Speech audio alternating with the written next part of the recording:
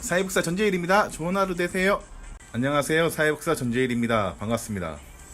여섯 번째 시간으로 팀장의 고민들을 여러분과 함께 나누고 싶은데요.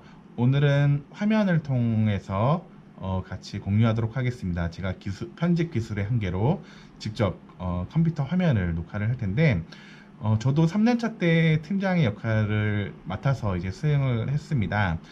대부분의 사회복지관이 뭔가 경험이 좀 많지 않았을 때 팀장이 되는 경우들이 있고, 뭔가 준비가 덜 된 상태에서 팀장이 되다 보니까 여러 가지 고민들을 하게 되는데, 저는 크게 세 가지를 봤어요. 그래서 관리자인가 실무자인가, 팀장의 역할은 어디까지, 그리고 스타일, 이렇게 세 가지로 봤는데, 관리자인가 실무자인가에서는 어떤 팀에 대한 관리와 사업을 담당하고 있는 실무를 동시에 잘해야 된다는 어떤 부담을 갖게 되고, 또 사회복지사의 경우 실무를 통해 사회복지 전문가로서 성장하고 싶다라는 어떤 그런 마음들 때문에 고민들을 갖게 되는 것 같아요.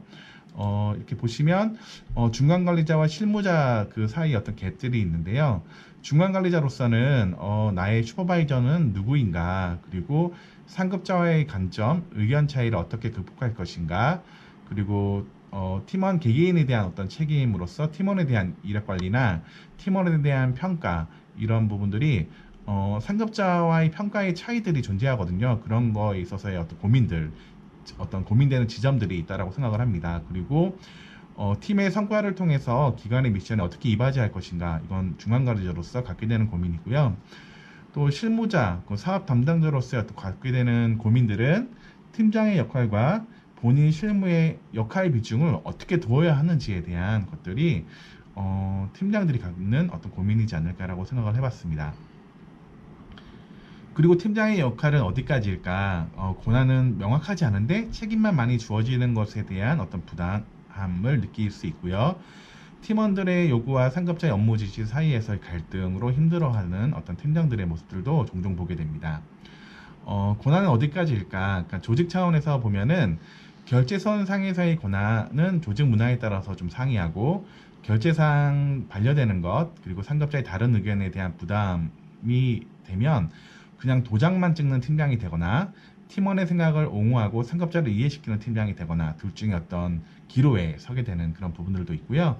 의사결정에 있어서 어떤 권한임에 대한 부분들이 있다면 선결정 후보고가 되는데, 결과 내용에 대한 어떤 책임을 질 수 있는가, 그리고 위험 부담 감수, 또 능동적으로 할 수 있는가에 대한 또 고민들을 하게 될 것 같습니다. 팀 차원에서는 팀원들이 생각하는 팀장의 권한들이 있거든요. 팀장님이니까 이렇게 해야 돼 라고 해서 그런 부분들이 이제 부담이 될 수 있는데, 조직에서 기대하는 것들, 어떤 그런 기대와 상충되는 부분들이 존재한다. 그리고 그런 것들이 또 팀원들과의 갈등으로 또 만들어질 수도 있다라고 생각을 합니다. 일정에 대한 부담은 방임 또는 회피로 나타나기도 하고요. 또 자신에 대한 역할을 축소, 회피함으로써 무책임, 그리고 본인이 하고 싶은 일에만 열심히 되는 어떤 그런 모습들로 갈 수 있지 않을까, 이런 것들이 어떤 책임에 대한 부담이지 않을까라는 생각들을 좀 해보게 됩니다. 그리고 스타일에 따라서도 이제 살펴보면요, 팀장으로서 리더가 될 것인가, 아니면 작은 독재자가 될 것인가, 조직의 구성원이 될 것인가, 이 부분은 조직의 일원으로서는 동일한 미션을 지향하는 측면을 이야기하고 싶고요. 팀의 이해관계를 떠나 사회복지 책무성, 조직 시민 행동적 입장으로서의 역할을 수행하는 팀장, 그리고 팀의 대표성, 또 팀의 성과를 위해서 타 팀에 대해서 방어적인 입장, 또 팀의 성과를 위해 팀을 옹호하는 어떤 입장, 이런 것들이 복지관에서 팀장들이 갖고 있는 고민, 그런 지점이 아닐까라는 그런 생각들을 오늘 좀 이렇게 공유해 드리고요. 네, 사회복지관에서는 아까 앞에서도 얘기했던 것처럼 비교적 경력이 많지 않거나 조금 어린 나이에 팀장의 역할을 맡아서 이제 하게 되는 경우들이 많아요. 그러다가 보면은 준비되지 않은 채 팀장을 하게 되니까 뭔가 이제 시행착오들을 계속 하게 되는데, 그 시행착오들을 뭔가 합리화하면서 가다 보면 뭔가 자기가 그 이상의 어떤 직책을 맡았을 때 잘못된 학습으로 인해서 잘못된 어떤 리더십을 발휘하기 쉽게 되는 것 같습니다.